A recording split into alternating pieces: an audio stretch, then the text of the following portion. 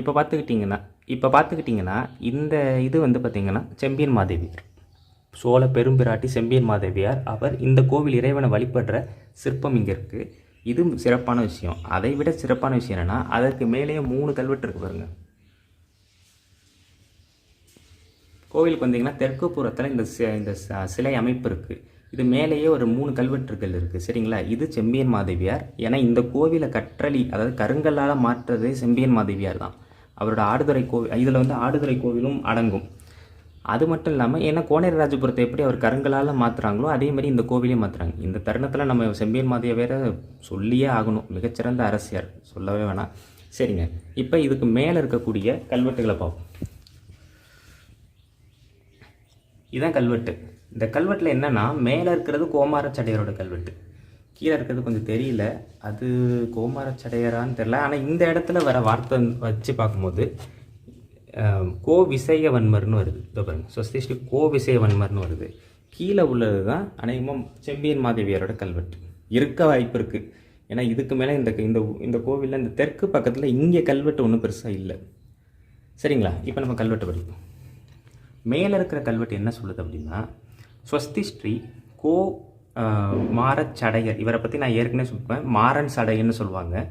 இவரோட ஆட்சி ஆண்டு வந்து பார்த்திங்கன்னா, இப்போ இதில் ரொம்ப சூப்பரான ஒரு கான்செப்ட் சொல்லியிருப்பாங்க. இந்த பாருங்கள், பொதுவாக வந்து இப்போ என்ன சொல்லுவாங்க, யாண்டுன்னு போட்டுட்டு என்ன சொல்லுவாங்கன்னா, இங்கே வைக்கிறதுக்கு இடமே இல்லைப்பா, இந்த பாருங்க, யாண்டுன்னு போட்டு இதை பாருங்க, 4ஆம் ஆண்டின் எதிராம் ஆண்டு மொத்தம் 4 எதிராம் ஆண்டு சொல்கிறாங்க. அப்போ என்ன கான்செப்ட்னா, 4 + அந்த ஒரு எதிராம் ஆண்டுங்கிறது 1ன்னு எடுத்துக்கணும். அப்போ 4 + 1 + 1 மொத்தம் எவ்வளோ வருதுன்னா 8 வருது. அப்போ 8 வருஷம், 8வது வருஷ ஆட்சி ஆண்டு கல்வெட்டுன்னு அர்த்தம். அதுதான் இப்படி கொடுத்துருக்காங்க, 4ஆம் ஆண்டு. இப்படி ஒரு கல்வெட்டை நான் இப்போ தான் பார்க்குறேன், ரொம்ப ஆச்சரியமாக இருக்குது. சரிங்க, அப்போ இவருடைய 8வது ஆட்சி ஆண்டு, ஏறக்குறைய இந்த 866 அந்த காலகட்டத்து கல்வெட்டு. சரிங்க, என்ன சொல்கிறாங்கன்னா, இந்த திரைமூர் நாட்டு மருத்துவக்குடி, இந்த ஊர் பக்கத்தில் தான் இருக்குது. ஆடுதுறையிலேருந்து ஒரு 2 கிலோமீட்டர், இந்த ஆடுதுறை ரைஸ் ரிசர்ச் இன்ஸ்டியூட் போகிறோம்ல, அங்கே போகும்போது மருத்துவக்குடிங்கிற ஊர் வருது. மருத்துவக்குடி, ஆமாம், மருத்துவக்குடி சபையம். இந்த கோவிலுக்கு யார் வந்து தானம் கொடுக்குறாங்க? மருத்துவக்குடி சபையம். இந்த இருக்கு பாருங்க, மருத்துவக்குடி சபையோம். இது வந்து சபையோம்னு அர்த்தம், பிரம்மதேயம் கிடையாது, இது சபையோம். அந்த சபையினர் வந்து இந்த தானம் கொடுக்குறாங்க. என்ன கொடுக்குறாங்கன்னா, இந்நாட்டு, பரவாயில்ல, இந்த கோவில் இந்த இடத்துல கல்வெட்டு தெளிவாக தான் இருக்குது. இந்நாட்டு திரு குரங்காடுதுறை, எப்போ சிலந்தி வேறு இருக்குது, குரங்காடுதுறை வேணாங்க, நான் இப்படியே சொல்கிறேன். இந்நாட்டு திருக்குரங்காடுதுறை மகாதேவருக்கு, குரங்காடுதுறை மகாதேவருக்கு இந்த கோவில் இறைவனுக்கு விலை கொண்ட நிலம், அதாவது காசு கொடுத்து வாங்குற நிலம் கொடுத்து தேவதான மாற்றுக்கு முளத்தால். தேவதான மாற்றுக்கு அப்படின்னா, ஒரு கோவில் ஒரு நிலத்தை கொடுக்கும்போது அதை கோவில் நிலமாக தான் மாற்றி கொடுக்கணும், அது தேவதானம். அப்போ அது தேவதானமாக மாற்றி கொடுக்கறதுக்கு என்ன செய்கிறாங்கன்னா, அட்டக்கடவை எண்ணெய் உரி, அட்டக்கடவை எண்ணெய் உரி, ஒரு உரிங்கிறது வந்து பார்த்திங்கன்னா 336 மில்லிலிட்டரு. அப்போ அந்த நிலமாக மாற்றி கொடுக்கறதுக்கு எண்ணெய் கொடுக்குறாங்க ஒரு நாளைக்கு. அதுதான் நிசதம்னு ஒரு வார்த்தை வருது. நிசதம்னா நாள்தோறும் எவ்வளோ எண்ணெய் கொடுக்கணும்? ஒரு உலக்கு, மன்னிக்கணும், ஒரு உரி, அதாவது ஏறக்குறைய, நானே தப்பாக சொல்கிறேங்க, ஒரு உலக்குங்கிறது தான் 336 மில்லிலிட்டர். ஒரு உரிங்கிறது வந்து பார்த்திங்கன்னா 2 உலக்கு. அப்போ அதை வச்சு பார்க்கும்போது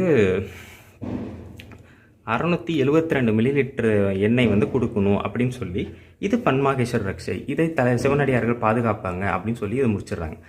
இது கோமாரச்சடையரோட கல்வெட்டு. ஏறக்குறைய இது வரைக்கும் கோமாரச்சடையர் கல்வெட்டு. இதுக்கப்புறம் கீழே இந்த சிலந்தி இருக்குது பார்த்தீங்களா, இது கீழே இருக்கிறது வந்து பார்த்திங்கன்னா கோ விசயவன்மருடைய கல்வெட்டு. கை வைக்க முடியாத அளவுக்கு கூடு கட்டி வச்சிருக்கு. இதற்கு பாருங்கள், இதை நான் படித்தே சொல்லிடுறேன். என்ன சொல்கிறாங்கன்னா, ஸ்வஸ்தி ஸ்ரீ கோ விசயவன்மருக்கு ஆண்டு வருஷம் தெரியல, அழிஞ்சிருக்கு. இந்த கல்வெட்டே முக்காசி அழிஞ்சிருக்கு. சரி, நான் படித்தே சொல்லிடுறேன். கோ விசயவன்மருக்கு ஆண்டு திறக்குறுங்காடுதுறை மகாதேவர் நிலத்து கை கொண்ட பொன்னாலும், அதாவது இந்த கோவில் இறைவனுடைய நிலம் இருக்குது பார்த்தீங்களா, அந்த நிலத்தை வந்து கொடுக்கறதுக்கும் அதை திரும்ப வாங்குறதுக்கும் என்ன மாற்றாக கொடுக்குறாங்கன்னா தங்கத்தை கொடுக்குறாங்க. பொன்னாலும் பிரமாணம்னா அது ஒரு ஒரு சத்தியத்தின் படி இல்லை ஒரு அக்ரிமெண்ட் படி உடைய நிலன் எவ்வளவு ஒன்றினாலும் வந்த இறை எப்பேற்பட்டதும். ஒன்றினாலும் வந்த இறைனா இப்போ வந்து ஒரு நிலம் இருக்குது, அந்த நிலத்தை வந்து பிரமாணப்படி போடும்போது ஒரு வேலி நிலமாக கொடுக்குறாங்க. அதான் சில நேரத்தில் வேலின்னு கொடுக்க மாட்டாங்க, ஒன்றினாலும்ங்கிறதோட முடிச்சுருவாங்க. முடிச்சுட்டு வந்த இறைனா என்ன, இறைனா வரி. அந்த வரியை எப்பேற்பட்டதும் ஆசாந்திர தாரவத் வரை அளந்து கொடுப்போமானோம். நல்லா தெரிஞ்சுக்கோங்க, சந்திராதித்த வரை அப்படின்னா தான் சூரிய சந்திரன் இருக்கும் வரை. இதே வார்த்தையை வந்து நான் இன்னொரு கல்வெட்டில் பார்த்தேங்க, குமரி கோவில் கல்வெட்டில் பார்த்துருக்கேன். ஆசாந்திர தாரவத்துனா என்னென்னா நட்சத்திரங்கள் இருக்கும் வரைன்னு அர்த்தம். நட்சத்திரம் இருக்குது பார்த்தீங்களா, அதெல்லாம் இருக்கிற வரை. நட்சத்திரம் தான் நம்ம வான்வெளியில் பார்த்துட்ருக்கோம்ல, அதுதான் ஆசாந்திர தாரவத் வரை காத்து கொடுப்போமானோம். அப்படின்னா என்ன, நட்சத்திரம் இருக்கும் வரை நாங்கள் வந்து இந்த தேவதானத்தை வந்து செய்வோம்னு சொல்லி, இது மருத்துவக்குடி சபையும். இதையும் செய்கிறவங்க யாருன்னா மருத்துவக்குடி. அப்போ மேலே இருக்கிற கல்வெட்டுக்குரிய அதே அரசர் தான் கீழே இருக்கிற கல்வெட்டுக்கும் காரணமானவர். ஆனால் இங்கே வர அந்த கோவிசையங்கிறது தான் எனக்கு கொஞ்சம் குழப்பமாக இருக்குது, எந்த மன்னருங்கிறது செய்ய தெரில. ஆனால் இதுவும் மருத்துவக்குடி சபையும் தான் இந்த தானத்தையும் கொடுக்குறாங்க. ஸோ இந்த 2 கல்வெட்டுமே பார்த்திங்கன்னா மருத்துவக்குடி சபையினரோட கல்வெட்டு. இப்போ கீழே உள்ள கல்வெட்டு வந்து இந்த கல்வெட்டு வந்து எங்கே தொடங்குதுன்னே தெரில, ஏன்னா வார்த்தை அழிஞ்சு போயிருக்கு. இது வந்து செம்பியன் மாதேவியார் கட்டிய கோவில் அப்படிங்கிற காரணத்தினால இந்த கோவில் வந்து மதுராந்தக தேவர் காலத்திலேயும் இல்லை ராஜராஜ சோழன் காலத்தில் கூட வந்து இந்த தேவியாருக்கு வந்து சிலை அமைக்கப்பட்டிருக்கலாம். ஆனால் கல்வெட்டு எப்படி சொல்லுது அப்படின்னா, ஸ்வஸ்தி ஸ்ரீ மதுராந்தக தேவரானன்னு சொல்லும் போதே அது உத்தம சோழர். ஸ்ரீ உத்தம சோழரின் திருவயிறு வாய்த்த உடைய பிராட்டியார். அதாவது திருவயிறு வாய்த்த உடைய பிராட்டியார்னா செம்பியன் மாதேவியார் தானே அம்மா, அதனால தான் அப்படி சொல்கிறாங்க, திருவயிறு வாய்த்த உடைய பிராட்டியார். செம்பியன் மாதேவியாரோட இயற்பெயரே வந்து பார்த்திங்கன்னா மாதேவடிகளார். அதனால தான் மாதேவடிகளாரான ஸ்ரீ செம்பியன் மாதேவியார் திரைமூர் நாட்டு இந்த கோவில் திரைமூர் நாட்டு திருக்குறங்காடுதுறை ஆழ்வாருக்கு சொல்கிறாங்க பாருங்கள், எடுப்பித்தருளின கட்டிய திருக்கற்றளினா இந்த கோவில் வந்து கருங்கலால் செய்யப்பட்ட காரணத்தினால இதை கருங்கலாக மாற்றுறதே இவங்க தான். முன்பு இத்தேவருக்கு சந்திராதித்தவள் செய்தன க்ஷணப்படி கண்டு லக்ஷணங்கள் மூத்து போக. இங்கே சொல்கிற விஷயம் என்னன்னா, லக்ஷணங்கள் மூத்து போகனா இங்கே இந்த கோவிலோட அமைப்புகள் எல்லாம் முன்னாடி செங்கற்களால் ஆகுது.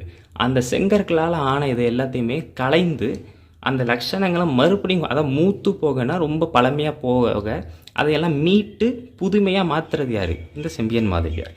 சொல்லி ஸ்ரீ உத்தம சோழ தேவரான கோப்பரகேசரி பன்மர்க்கு ஆண்டு எத்தனாவது ஆட்சி ஆண்டுனா 19வது கல்மேல் வெட்டின அப்படின்னு சொல்கிறாங்க.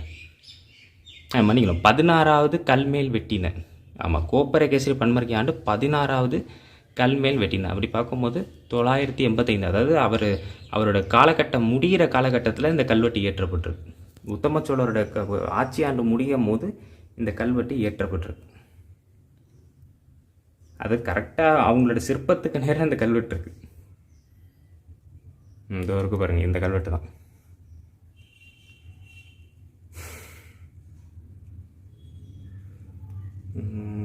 இதுக்கப்புறம் நேராக ஒரு கல்வெட்டுகளும் இல்லை. அதுக்கப்புறம் அந்த மண்டபத்துக்கிட்ட ஒரு கல்வெட்டு இருக்குது, அப்புறம் வடக்கு பக்கத்தில் கல்வெட்டு இருக்குது. நம்ம அதை அடுத்து பார்ப்போம்.